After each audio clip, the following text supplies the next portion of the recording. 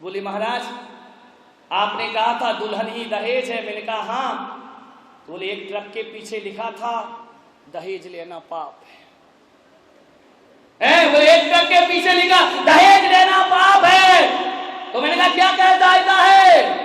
बोले आप कह रहे दुल्हन दहेज है और मैं कह रहा हूं दहेज लेना, इसलिए दुल्हन मत लो, बिना दुल्हन के भी नोट मिले तो आने। ध्यान रखिए मान्यवर, खूब प्रवचन सुने, खूब माला फेरी, खूब पूजा की। बहू बेटी में भेद की रेखा रखोगी और बहू बेटियों में यदि भेद रखोगी और लड़के की ससुराल से धन की आस रखोगी, पाखंड है तुम्हारा पूजा पाठ धन दौलत। मान्यवर दहेज लेने का मतलब है अपने बेटे को बेच देना, खुलेआम बेचना, मांस का व्यापार है। एक बात ध्यान रखना, शराब पीना ही पाप नहीं है, मांस खाना ही पाप नहीं है, झूठ बोलना ही पाप नहीं है, दहेज लेना भी दुनिया में महापाप हुआ करता है। इसका बहिष्कार होना चाहिए, इसका जमकर प्रतिकार होना चाहिए, क्योंकि आपके एक दहेज के कारण गरीबों के घर का दिया बुझ जाया करता है। ध्यान रखिए, दीजिए दहेज। आपको लगता है, दिक्कत तो ये होती है कि एक लाखपति सोचता है कि करोड़पति मिलना चाहिए, करोड़पति बेटी का बाप सोचता है अरबपति मिलना चाहिए, और आप बोलिए एक लाखपति लाखों रुपए करोड़पति को देता है। विचार तो करो, सोचो, जिसे पैसों की जरूरत नहीं है, जिसके पास पैसा बहुत, उसे लाखों रुपए दे देगा। एक करोड़पति करोड़ रुपए अरबपति को देता है।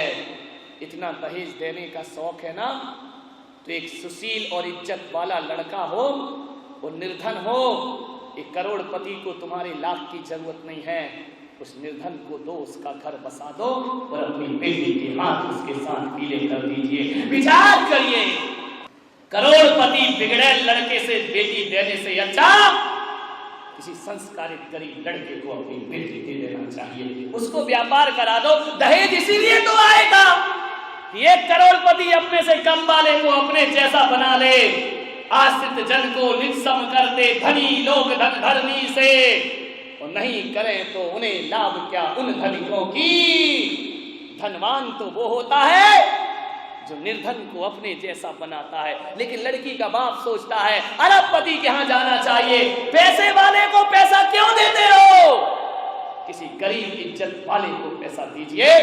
यदि उस लड़के के पास अच्छे गुण हैं, अच्छे संस्कार हैं, धर्म के रीति रिवाजों से चलता है, पैसा नहीं है, तो एक अरबपति को अपनी बेटी उसे दे देना चाहिए और कहना चाहिए कि ले बेटा ये पैसा तुझे देता हूं, तू व्यापार जमा, और जिस दिन तेरा व्यापार जम जाए उस दिन ये पैसा मुझे वापस लौटा देना, ताकि जिंदगी में तुझे ये एहसास ना रहे कि मैं सास ससुर के टुकड़ों में पल रहा हूं। ध्यान रखिए, सोचना है, अच्छा बनाओ, उसे अपने जैसा बनाओ, तब तो तुम्हारा दहेज लेन देन सार्थक होगा। मेरा आपसे निवेदन है, सुंदर बनो।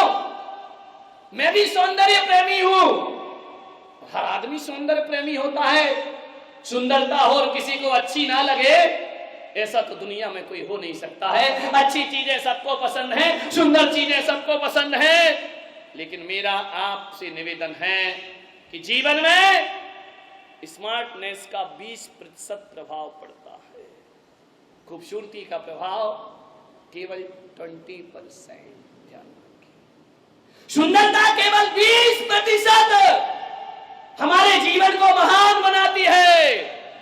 लेकिन एक बात याद रखना, चेहरे की सुंदरता का प्रभाव 20% होता है और जुबान की मिठास का प्रभाव 80% हुआ करता है। ध्यान रखिए, 20% पर जितना हम ध्यान देते हैं, उससे ज्यादा ध्यान थोड़ा सा 80% पर देना हम प्रारंभ कर दें। अरे कोई भी सुंदरता ज्यादा दिन अच्छी नहीं लगती है। एक सुंदर चेहरे को कितने दिन देखोगे, 1 दिन, 2 दिन, 3 दिन, उसके बाद उससे मन भर जाया करता है। लेकिन जुबान की सुंदरता वो होती है जो मरने के बाद भी याद रखी जाती है और उससे कभी मन भरता इसलिए जुबान के सुंदर बनो, जुबान मीठी होना चाहिए। चेहरा काला हो और जुबान मीठी है तो वो आदमी लोकप्रिय हो जाया करता है, जन जन का प्रिय हो जाया करता है। 80% पर ध्यान देने का प्रयास करिए। जहां तक मैं सोचता हूं कि ओठों की लिपस्टिक जीवन में उतना आकर्षण पैदा नहीं करती है जितनी मुस्कुराते हुए ओठ लोगों को आकर्षित किया करते हैं। लिपस्टिक लगाओ और ओठ ऐसे हो बिल्कुल मोटे साउथ अफ्रीकन, जिनमें मुस्कुराहट भी नहीं हो। मेरे भाई ध्यान रखना, साउथ अफ्रीका के ओठे मोटे ओठ वहीं के होते हैं ना सबसे ज्यादा। नेमीचंद जी इतने मोटे ओठ होते हैं, ध्यान रखना। ब्राजील के देखो इतने मोटे मोटे ओठ, ध्यान रखना। ओठ मोटे हो या पतले हो, यदि ओठों पर मुस्कुराहट है तो मोटे ओठों में भी आकर्षण पैदा हो जाया करता है। जुबान में यदि मिठास है तो एक बात ध्यान रखना, मीठी जुबान तुम्हें जनता का लोकप्रिय बना देगी। और जुबान में यदि मिठास नहीं है, कितनी भी ओठों पर लिपस्टिक रहे उसका कोई फर्क नहीं पड़ा करता है। जीवन में आभूषण से उतना सौंदर्य नहीं आता है जितना मीठी भाषा और व्यवहार से जीवन में सौंदर्य आया करता है। रूप कैसा भी हो, काले पैदा हो गए कोई बात नहीं मेरे भाई, क्या हुआ काले पैदा हुए तो? काला आदमी भी अच्छा लगता है यदि जुबान का मीठा होता है, तो गोरा आदमी भी बेकार है यदि जुबान का तीखा हुआ करता है। जुबान मीठी होना चाहिए, मीठी जो क्यों आते हैं मेरी प्रवचनों में लोग भाग भाग कर? क्या देता हूं मैं? कुछ नहीं, मेरा चेहरा नहीं, चेहरा एक दिन अच्छा लगेगा, 2 दिन लगेगा, 24 तारीख के बाद देखना नीलवटे सन्नाटा, या एक आदमी देखने को नहीं मिलेगा। ये लोग मेरे चेहरे को देखने नहीं आए हैं, ये दूर दूर से लोग यदि यहाँ आते हैं तो मेरी जुबान को सुनने के लिए, मेरी आवाज को सुनने के लिए आते हैं। नाम गुम जाएगा, चेहरा ये बदल जाएगा, मेरी आवाज ही है पहचान मेरी, घर याद रहे। ध्यान रखना, बहू लाओ बहुरानी मत लाओ।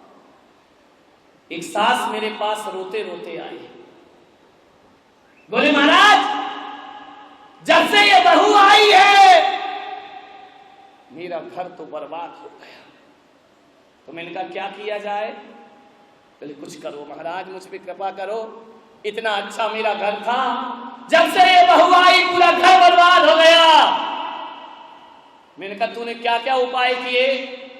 बोले एससी जैन ज्योतिषाचार्य के पास गई, बोले उन्होंने पंचांग देखा, पत्रा देखा, कुंडली देखी और मुझसे कहा तेरे ऊपर 7.5 शनि की महादशा चल रही है। तो मैंने कहा फिर क्या किया? बोले शनि की दशा रहेगी तब तक बहू से तेरी बनने वाली नहीं है। मैंने कहा एक बात बता अम्मा, ये 7.5 शनि की महादशा कब से लगी है? बोले जिस दिन से ये बहू घर में आई है। मैंने कहा एक बात कर, एक काम करेगी? बोले कोई उपाय बता दो महाराज। मैंने कहा एक टोटका दे रहा हूं, तू कर लेगी? बोले कर लूंगी। बोलो बोलो जिनसर में एक कमरा बनवाऊं? मैंने कहा नहीं, कमरे अमरे से तेरा शनि उतरने वाला नहीं है। कोई मूर्ति रख दूं, कोई जिनालय बना दूं? मैंने कहा नहीं नहीं, मेरे बनाने वाले बहुत से हैं, तुझसे लेके तेरा शनि लेके मैं करूंगा क्या जिनसर में? मैंने कहा तेरा शनि तू ही रख। बोले महाराज मुझे शनि से मुक्ति दिलाओ। मैंने कहा एक छोटा सा टोटका कर दे। बोले क्या टोटका? मैंने कहा एससी जैन से नहीं पूछा? तो बोले एससी जैन ने कहा 4 महीने मेरी दुकान बंद महाराज की चल रही है, तू वहां चली जा। मेरे पास आई, मैंने कहा एक टोटका कर। बोले क्या? मैंने कहा 100 ग्राम लोहा दान कर दे, तेरा शनि उतर जाएगा शनिवार के दिन। बोले क्या महाराज कैसी बातें करते हो, 100 ग्राम लोहा? बोले मैंने कहा 100 ग्राम बस।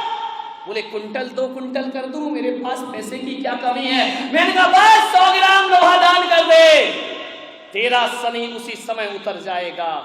तो बोले किसे दान करूं, पंडित जी को दे आऊं? मैंने कहा नहीं, बेचारे गरीब का सरी मत चढ़ा उसको। मैंने कहा तो बोले फिर क्या करूं, अजीत पंडित जी को दे आऊं? मैंने कहा बिल्कुल नहीं। तो बोले क्या करूं, किसे दे दूं वो लोहा? मैंने कहा तू बहू आई है जब से शनिचर चढ़ा है ना, तो उसी को दे दे।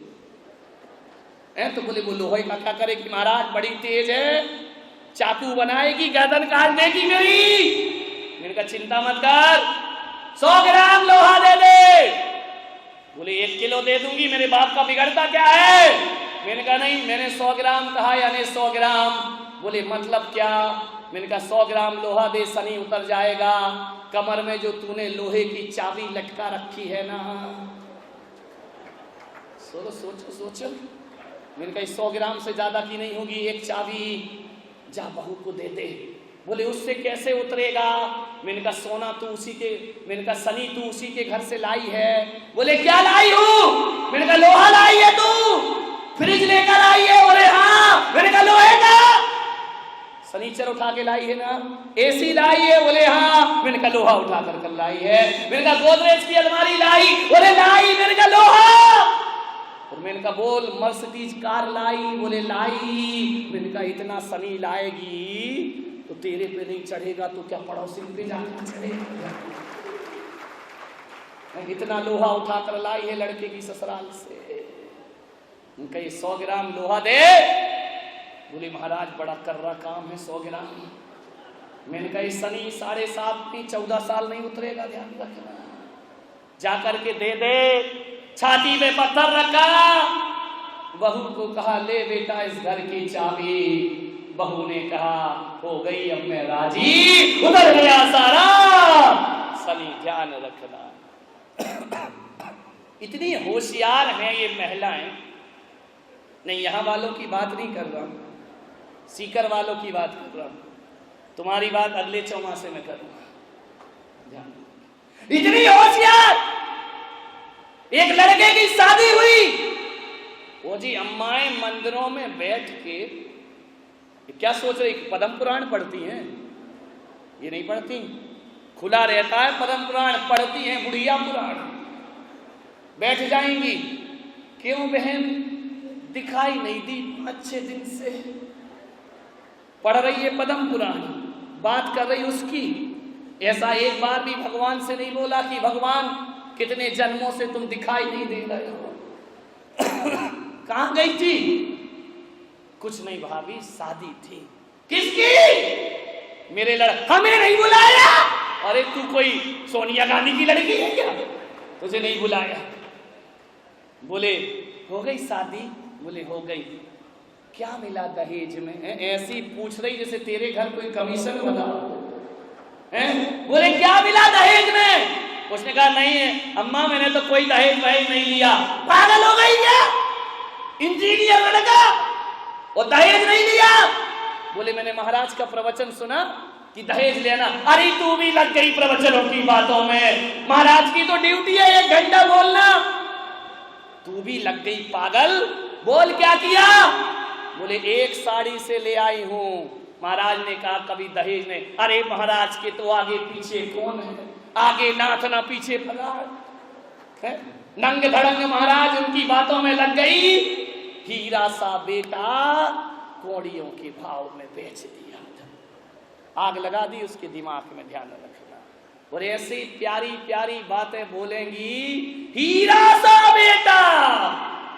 जब हीरा सा था तो तेरे दिमाग में कीड़ा सा पड़ रहा था, अपनी लड़की दे देती। ध्यान रख, ये घरों में आग लगाने के कारण है। मिले नहीं मिले दहेज, तुझे क्या लेना देना है? मंदिरों में बैठकर घंटा भर इसमें लगता है। तुम क्या सोचती है 2-2 घंटे धर्म करके आ रही है? बिल्कुल नहीं, बुढ़िया पुराण खुला रहता है, ध्यान रखिए। सोचिए आप कैसे घरों को आग लगाई जाती है। हीरा सा बेटा कौड़ी के भाव बेच दिया, मेरा होता लाखों रुपए लेती मैं दहेज में। ध्यान रखना, विचार करो, एक इतनी अच्छी सास के कान में कचड़ा डाल दिया, क्यों किसी का घर उजाड़ती हो? एक सास बैठकर मंदिर में बहू की बुराई कर रही है, मैं पहुंच गया। मैंने कहा क्या कर रही हो यहां बैठ करके? बोले महाराज कुछ नहीं कर रहे। तो मैंने कहा बहू की बुराई कर रही थी ना तू यहां बैठ के अभी? बोले महाराज आपने ही तो कहा था। अरे मैंने कहा मैंने कब कहा बहू की बुराई कर? बोले आपने ही तो कहा था कि एक गृहस्थ को दिन भर में एक बार आलोचना पाठ जरूर पढ़ना चाहिए। दर्द तेरे की माथा है। बोले मैं तो आलोचना पाठ कर रही हूँ, बहू की आलोचना कर रही हूँ।